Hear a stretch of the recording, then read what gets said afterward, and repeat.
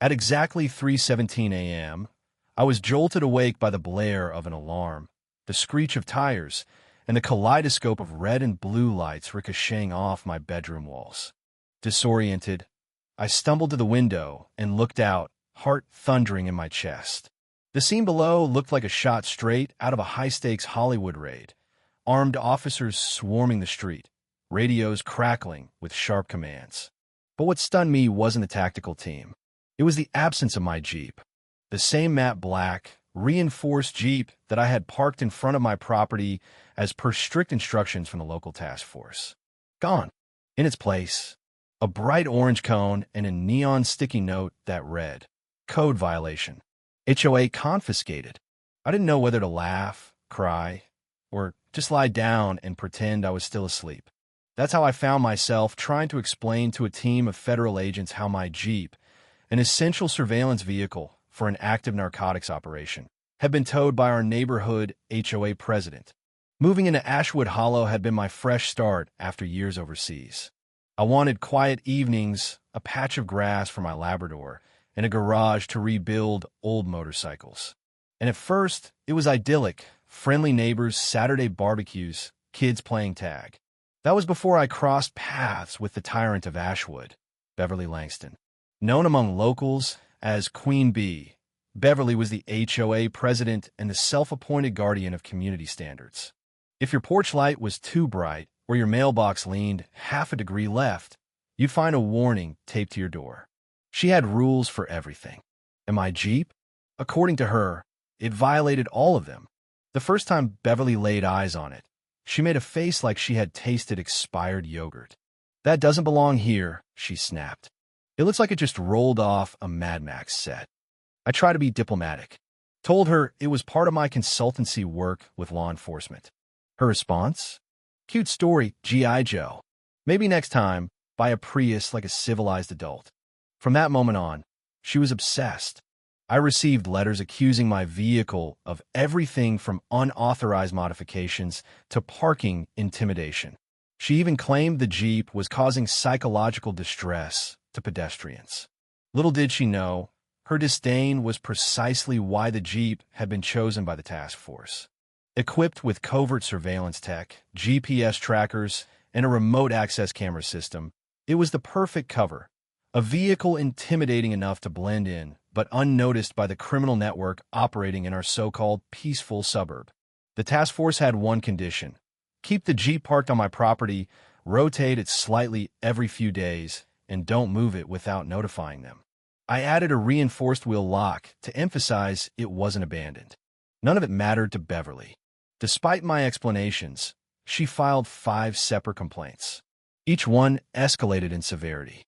And one afternoon, while I was out running errands, she made her move. Armed with bolt cutters, Beverly marched up to the Jeep, snapped the lock, and had it towed by a shady, no-logo service that didn't ask questions. My neighbor, Carl, who practically lived on his porch with his Ring cam, caught the whole thing. In the video, she looked directly at the camera, smirked, and said, "One less eyesore to worry about." When I got home, the Jeep was gone. At first, I thought it had been stolen. Then I saw the cone and the note. I called the task force immediately. Their reaction was intense. Officer Isaac Melendez arrived within half an hour, reviewed the footage, and went pale. "She cut the lock? Towed the Jeep?"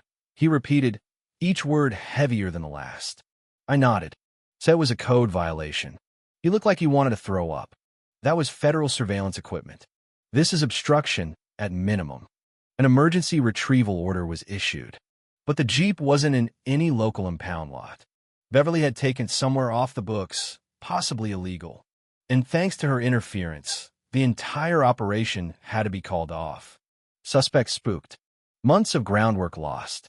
And that's how I ended up on my porch, watching officers scramble without their surveillance gear, Beverly nowhere to be found.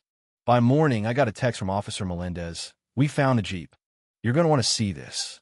He picked me up in an unmarked SUV and drove 10 minutes down winding roads until we stopped behind an old HOA maintenance shed. A rusted gate stood ajar, secured only by a dangling padlock.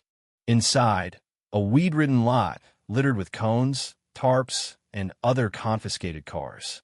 There sat my Jeep, mud-caked, scratched. The surveillance unit? Ripped open, gutted. Melendez muttered, "This isn't a tow lot. This is her own impound yard. She's been running a rogue operation out of a utility shed." Then, as if summoned by divine irony, Beverly arrived in heels and a red blazer, like she was attending a garden party. "Oh good, you found it. I was about to notify you," she chirped. Melendez didn't waste a second. "Step away from the vehicle, ma'am." She blinked. "Excuse me? I am the HOA president. I have full authority to remove unsightly vehicles." That Jeep was abandoned. It was part of a federal sting, he snapped. "You compromised surveillance, tampered with government property, and derailed an investigation." Beverly still didn't get it. "You should be thanking me. I cleaned up the streets." They took her in for questioning while the evidence team descended on the lot. I showed them Carl's footage, the bolt cutters, the unauthorized tow truck. The case built itself. But Beverly wasn't done. She called an emergency HOA meeting to justify her actions, claiming she was protecting the community from visual pollution and potential threats. I showed up, USB in hand, and played the footage on the projector. The room went silent. Then Detective Lynn stepped forward. "You bypassed procedure. You used HOA funds to tow private property without authorization. You sabotaged an operation. You may think you're above the law, MS. Langston, but the law disagrees." The board voted unanimously to suspend her. In the following days, the footage went viral. Reddit, TikTok, YouTube. The internet dubbed her the HOA Karen who declared war on a federal Jeep. A GoFundMe titled "Save the Tactical Jeep" raised enough for a full repaint and upgrades. The Jeep became a neighborhood icon, a symbol. And Beverly? She held one last press conference, flanked by a smarmy attorney named Trent Maxwell, claiming she was the victim of entrapment. The DA responded with formal charges: obstruction, tampering, unauthorized towing, embezzlement. Turns out, she'd been using HOA funds for years to fund her personal crusade. Towing fees, contractor kickbacks, even printer ink. The board dissolved. The bylaws were shredded. The neighborhood became free. Rick, ever the opportunist, launched HOA Watchdog.net. He uploaded every piece of evidence, every email, every video. He even sold mugs that said, "Reserved for tactical eyesore." As for me, the task force gave me a new Jeep, upgraded surveillance, and a gift, the old maintenance shed. I turned it into a community garage. No rules, no fees, just neighbors helping neighbors. On the grand reopening, we held a Jeep parade. Officers, veterans, kids. Everyone honked, waved flags, and cheered. Beverly eventually took a plea deal. No prison time, but restitution, fines, and a 20-year ban from any HOA leadership. She sold her house in the dead of night. No one said goodbye. Now, every time I see my Jeep parked proudly at the curb beneath the custom metal sign that reads, "Reserved for tactical eyesore," I smile.